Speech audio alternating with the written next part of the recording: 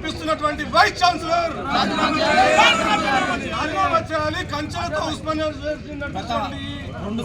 దాడులు చేస్తారనేటువంటి భయం నీకుంటే నీ ఇంటి చుట్టూ వేసుకో కంచెలు. యూనివర్సిటీలో కంచెలు ఎందుకు? ఇదేమన్నా కాన్సన్ట్రేషన్ క్యాంపా? ఇదేమన్నా లేకపోతే మొత్తం కూడా ఒక అందరు తీసుకొచ్చి ఒక బందీలుగా ఇక్కడ మమ్మల్ని బంధించడం ఒక కాన్సన్ట్రేషన్ క్యాంపా? ఇది విద్యార్థులు స్వేచ్ఛగా చదువుకోవాల్సిన అవసరం ఉన్నది. ఇక్కడ మీరు చదువు చెప్పాలి.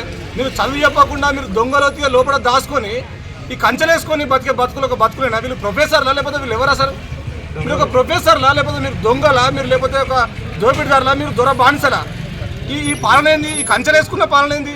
ఎవరైనా మీరు కంచెలు తొలగించాలని చెప్పేసి మాట్లాడాలి. ఈ సమాజంలో ఉన్నటువంటి అంతరాలు తొలగించాలి. ఈ సమాజంలో ఉన్నటువంటి కంచెలు తొలగిపోవాలని చెప్పేసి ప్రొఫెసర్గా మీరు పాఠాలు చెప్పాలి. ఈ తెలంగాణ సమాజం అభివృద్ధిలో మీరు భాగం కావాలి. చుట్టూ కంచెలు వేసుకొని బతుకునేది మీరు. ఎన్ని దొంగతనాలు చేసిరు మీరు? ఎన్ని అక్రమాలు చేసిళ్ళు? ఎన్ని దందాలు చేసిళ్ళు? ఎన్ని భూములు అమ్ముకున్నారు? ఎంత అవినీతి చేసిరు మీరు? ఎందుకు ఇంత భయం మీకు? ఇంత భయం ఉండబట్టే కదా మీరు కంచెలు వేసుకున్నది. మీకు భయం లేకపోతే మీకు కంచెలు ఎందుకు? ఇది యూనివర్సిటీ, ఇది కాన్సన్ట్రేషన్ క్యాంప్ కాదు.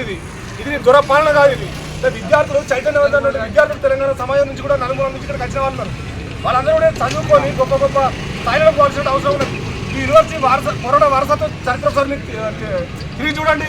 ఎట్లాంటి నాయకులు అందించిన యూనివర్సిటీ అలా మీరు ఒక నాయకత్వం తయారు చేయకుండా, సమాజానికి ఒక లీడర్షిప్ని తయారు చేయకుండా, మంచి మంచి సైంటిస్టులను తయారు చేయకుండా మీరు మొత్తం అవినీతికి పాల్పడి కంచెలేసుకొని బతికిన బతుకుని మీరు ప్రొఫెసరా లేకపోతే బాన్సరా?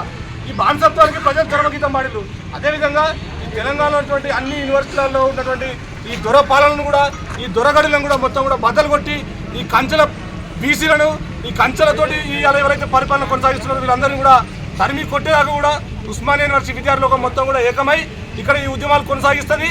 కంచెలు లేకుండా ఒక ప్రజాస్వామిక వాతావరణంలో ఇక్కడ విద్యాబోధన జరగాలనేటువంటి విషయాన్ని మేము విద్యార్థులంగా ఈరోజు మొత్తం కూడా తెలియజేస్తా ఉన్నాం. 100 సంవత్సరాల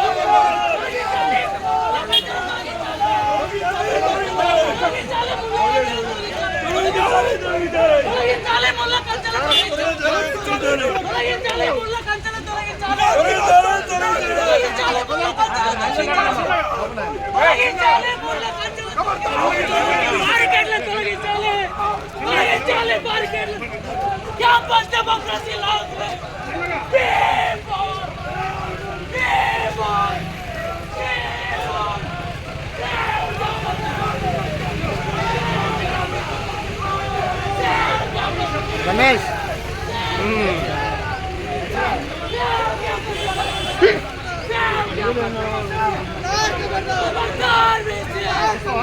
खबरदार